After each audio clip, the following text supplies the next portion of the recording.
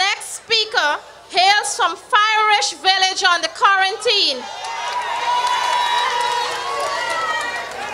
She has been an educator for most of her life. Trained as a teacher at the Cyril Potter College of Education, she majored in mathematics with a minor in language. This distinguished daughter of Guyana graduated from the University of Guyana with a bachelor's degree in education, specializing in language.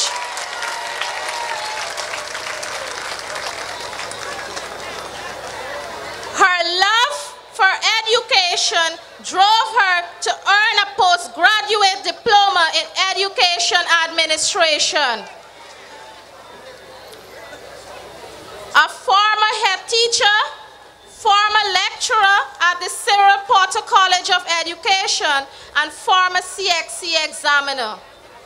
This speaker has served on several committees on health, education, and culture.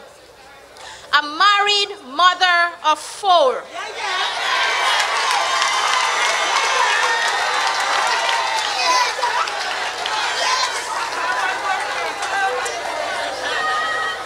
Ladies and gentlemen, behind every successful man, there is a woman.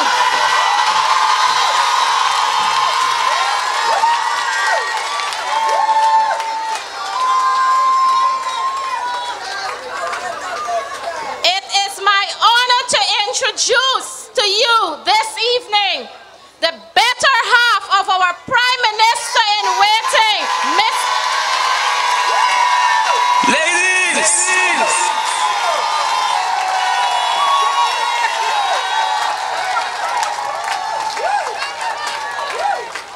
Ladies and gentlemen, let's welcome Mrs. Sita Nagamutu. She's just a girl and she's on fire. I would like to endorse my husband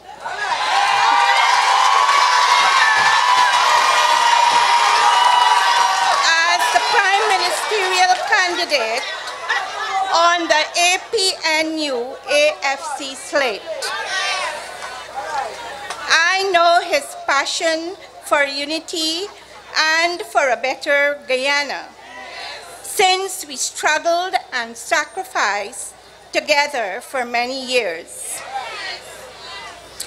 I know he is a man of the people, and I know he will work hard to realize your dreams.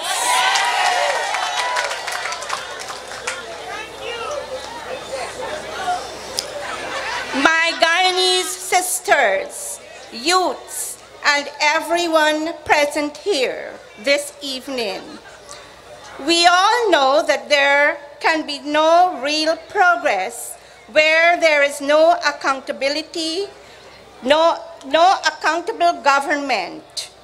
All around us, we see, we hear, we read about corruption, inequality, and poverty. As a person in education, I recognize a fall in the quality of education, and many of our youths are not prepared for life. After 22 years under the PPPC, our children still go hungry at lunchtime. They sit in rundown classrooms. Scanty teaching materials is used whenever it is available. And there is still poor toilet facilities, no library, shortage of textbooks, and we can go on and on in the area of education. I am convinced that our new government will lift the quality of education for our children, and that teachers will have better salaries. The APNU AFC will provide training and education for youth employment. More attention will be given to childhood education, and something will be in place for our children with special needs. Women of Guyana, let us join the unity train and help to bring about a change in our lives and that of our children. I want to remind you that at every stage of our contemporary history, women played a leading role to secure for themselves political and legal rights, as well as the socio-economic and cultural advancement of the entire Guyanese society. We have many women we can talk about. We have our own Simona Brooms, Women Miners Organization, Kausilia, a sugar worker, Patricia Ben, Thelma Reese, and many, many others. Most of all, we must not forget our ordinary folks, the barefooted women who represented us in so many ways every day. Allow me to mention the name of a woman who is not a Guyanese, but a very courageous person and someone I admired dearly, Rosa Parks.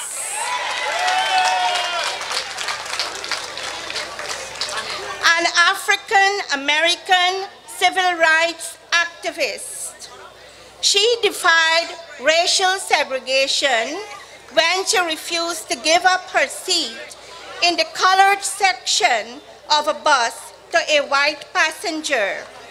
She became an international icon for the various struggles and sacrifices she made.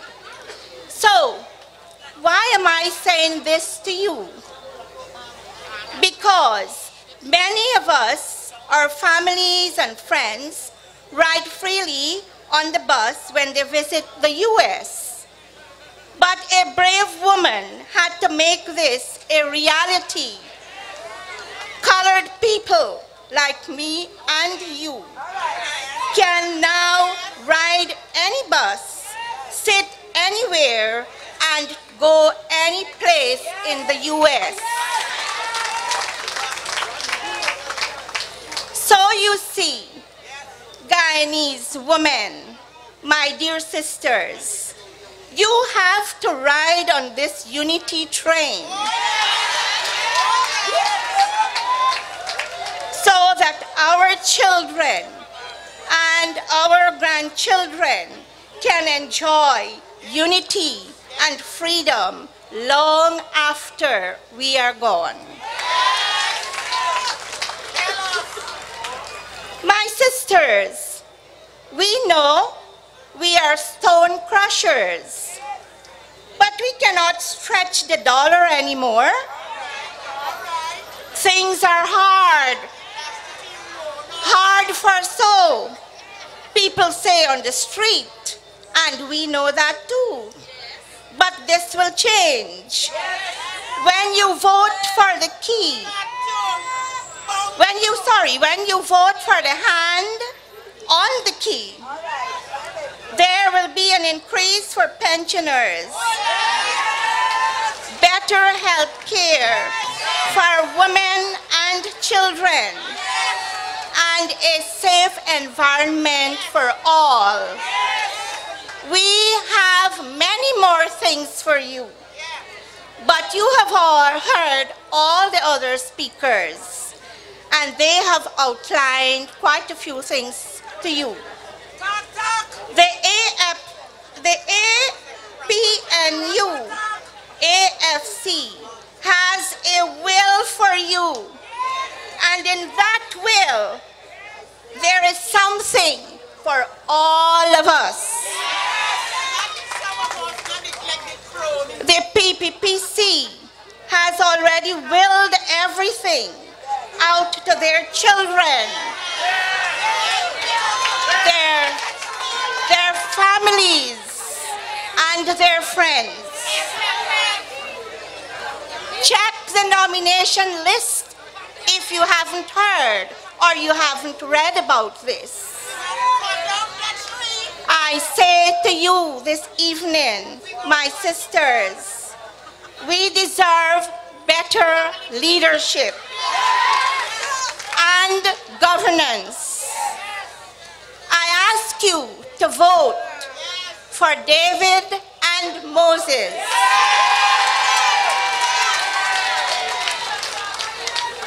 I ask you to vote for APNU AFC.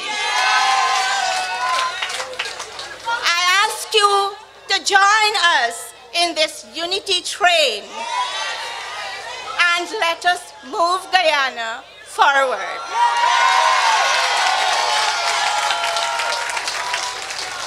I love the women and children of Guyana. Long live the women and children of Guyana. Long live Guyana. Long live this joint coalition. Thank you and God bless all of you. I have the distinguished pleasure in introducing to you yours, mine, and Guyana's First Lady in Waiting, no other than Mistress Sandra Granger.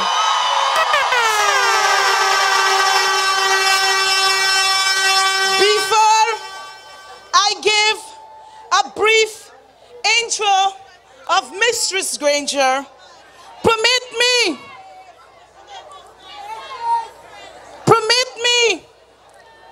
to quote from the good book, 2 examples of a good woman. Beside every great man is a virtuous woman, and an excellent wife is the crown of her husband. And with those adjectives, I know that Mistress Granger, she has those.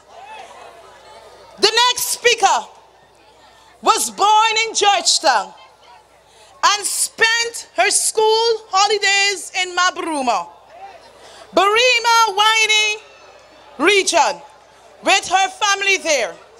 She attended Sacred Heart Primary School and St. Joseph High School, and has 2 Bachelor of Arts degrees, passed with distinction from the University of Guyana in English, literature, and in Portuguese.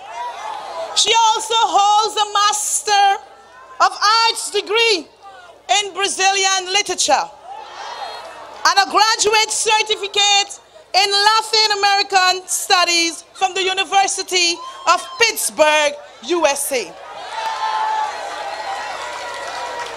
She's a GT girl who has traveled the length and breadth of Guyana in the campaigns for this election and the 2011 election.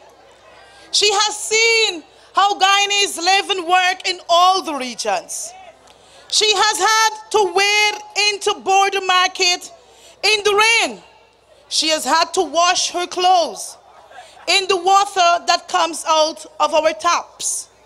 She's an active working housewife who has also worked as a script writer at Radio Demerara, as a lecturer in the Department of Modern Languages at the University of Guyana, where she also served as an assistant dean of the Faculty of Arts, and was subsequently, at various times, a research and conference officer. Senior Project Officer, Executive Management Officer at the CARICOM Secretariat.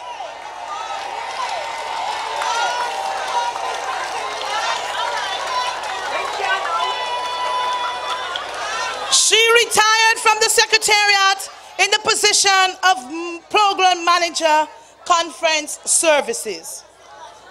I want you to hear this clearly. She is the mother of 2 and a proud grandmother of 4. She is also the wife of 1.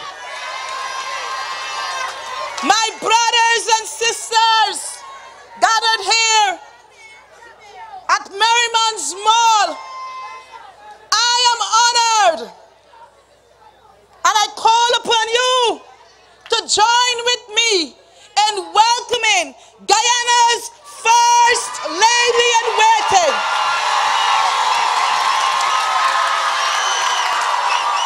Mistress Sandra Granger.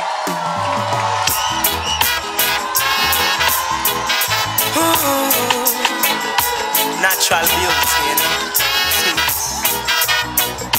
Yeah.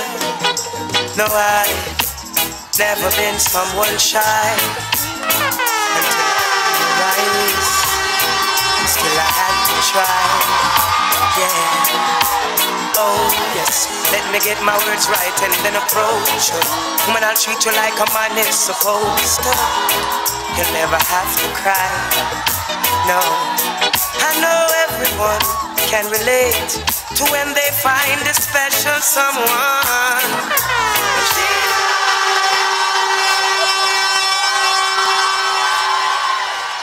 I had to tell Annette, when she finished there, I felt like a boxer entering the ring. And I tell you something else. Sita and I were sitting there as the other speakers came up. And we were saying, oh God, how can we make it here? First of all, I'd like to thank my sister panelists and the sister Guyanese women here and the honorary women among us. And by that I mean the men who are brave and strong and sensible and sensitive enough to know that they will learn something here tonight.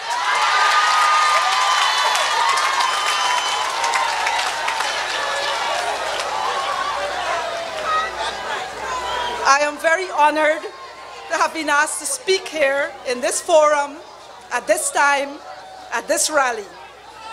I thank the organizers for giving me this opportunity to speak to you briefly on the matters that affect me as a woman and as a citizen of our dear land of Guyana. Those giants who came before me,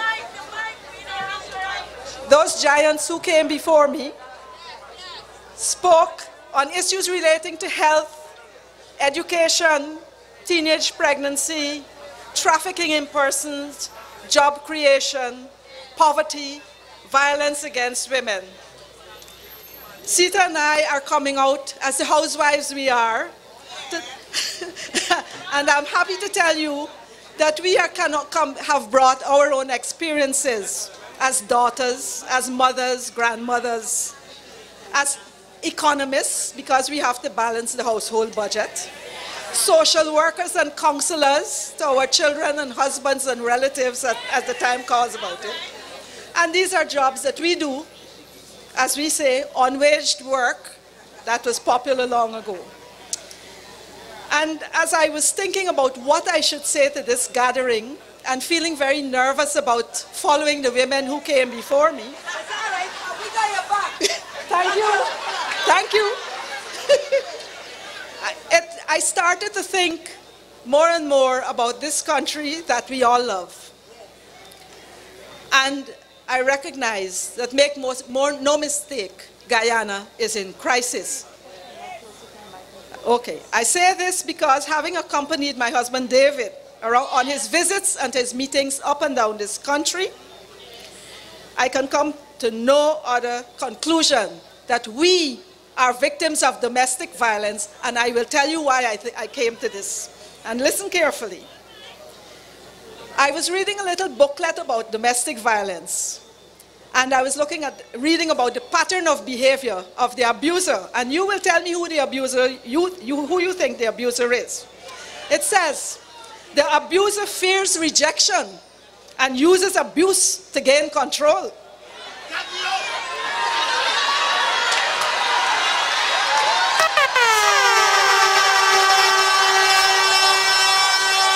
Yes. The abuser isolates the victim and tries to make her feel that she is nothing, that she's worthless and cannot stand on her own.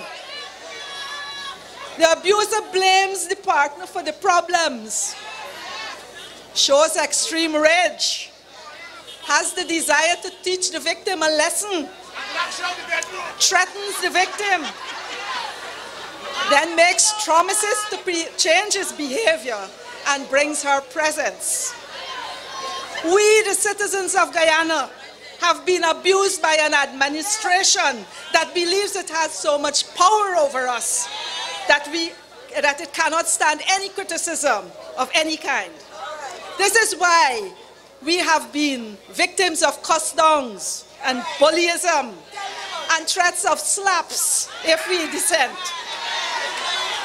We are blamed throughout the majority parliamentary opposition, which we elected, for all the projects which could not be completed because our elected representatives ask questions.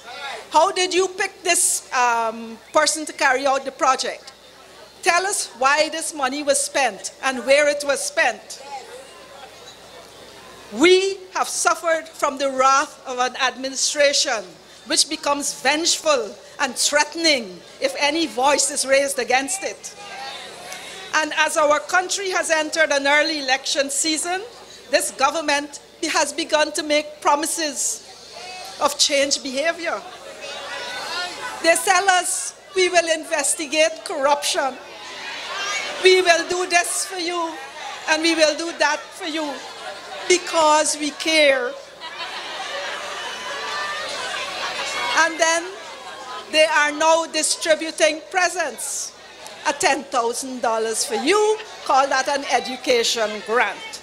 A chainsaw here, a sewing machine there, a little outboard engine. Yes, a tractor as well, as somebody is saying. And on and on. And then they boast about all these things. What a good and kind and loving partner they are. But we are not fools. This government underestimates the intelligence of the average Guyanese citizen. We have eyes to see and ears to hear. And we have seen and we have heard and we say no more. Because we remember forgiveness is not forgetfulness. And we recognize that this government cares nothing for the lives of and the well-being of the ordinary citizens of our country. They do not care that our children are not getting the education they deserve. That is their right. This government has built schools and they boast how much they have done. My husband and George Norton saw a computer center in a Rupununi school. When they opened the door, was a bare room. I have been to a village in the Rupununi where the teacher was almost in tears, a nursery school. She said the children it was a building, yes, but it was a plain, mud floor. She said the children are sick in the dry season because of the dust, and they're sick in the rainy weather because of the mud. There was another school where one teacher was teaching 5 classes, primary and nursery. And I have heard from an educator that that has never been done. You do not teach across levels. When you go into some of the schools, the construction is so bad. Wood ants are already eating out the wood. They are understaffed. They lack trained teachers. I was in Akawini in Region 2 a few weeks ago, and a father was depressed. He said, my daughter wrote the grade 6 exams. She had to do tests on 6 subjects, and they have only ever taught the children 2. Those children are doomed to fail, and this government cares nothing about that. And then we have those children who have passed the grade 6. There were some kids in the Upper Mazaruni who passed the grade 6 exams and then were told, stay in primary tops, we ain't got a place for you at Warramadam. So the children who have passed are also disenfranchised. And I'm not going to talk about the University of Guyana, which I attended and which gave me a very good education in my day, because I know the university students who are here can talk out about it themselves. But I will tell you this, that when I entered the university in the 70s, the so-called temporary classrooms, which we call the stables, were supposed to be temporary. They're still temporary now. In respect of health care, we have women sharing beds in the Georgetown Hospital, being prescribed expired drugs bought at great cost to the people of Guyana. We have ambulances that do not work, equipment that will not function, and sometimes undertrained staff to deal with the people. When there are disease outbreaks, there is no or slow governmental response. Just remember chikungunya and gastroenteritis in the Barima-Waini region. We think about social services and we see the plight of our senior citizens who must survive on a pittance of a pension. Our youth who have been cast adrift with no policy conceived or implemented for their development, and our mentally ill and physically challenged people whose status is being ignored. It burns me that trafficking in persons is trivialized by this government. Trafficking in persons does not only affect little Amerindian girls, it affects girls from this coastline as well. Yes. And I got a good education from Simona Brooms here when we were sitting down in the Upper Mazaruni a few days ago. Simona told me some harrowing tales that leave you heartbroken about the status of this country and the plight of some of our young women. One in particular is about a young girl who suffered from malaria and who died in the brothel in which she had worked. The brothel owner told the staff, put her outside, she will stink up the place. So the staff put her out. But the saddest thing of all to me was the fact that no one knew her name. They used to call her Little Girl. So no one knew if she had a family, where that family was. And this is how human beings are being treated in this republic in the 21st century. This child had become nothing. She had become a non-person. And I say every child is precious. Every girl child is precious.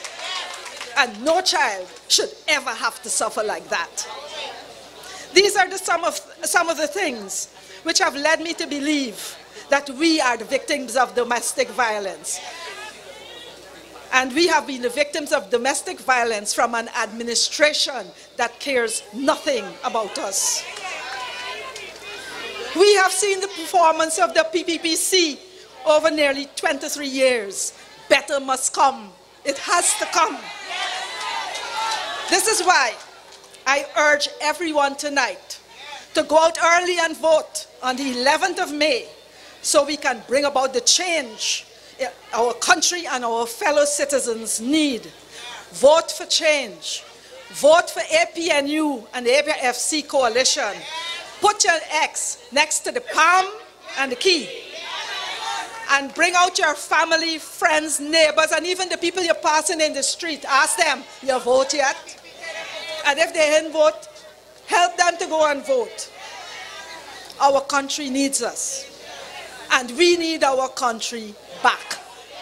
And one more thing Valdo reminded me of as we were sitting there. It is not enough to go and vote. Keep your eyes on the polling station, especially at the time of the close of poll. And make sure you know where your ballot box is going. Make sure you know that the statement of poll is signed by everybody, and take a picture if you can. Because if the ballot box gets missing or something gets added or subtracted, you have a camera, a copy on your camera. Vote APNU AFC. Thank you very much. God bless you. God bless our beloved day.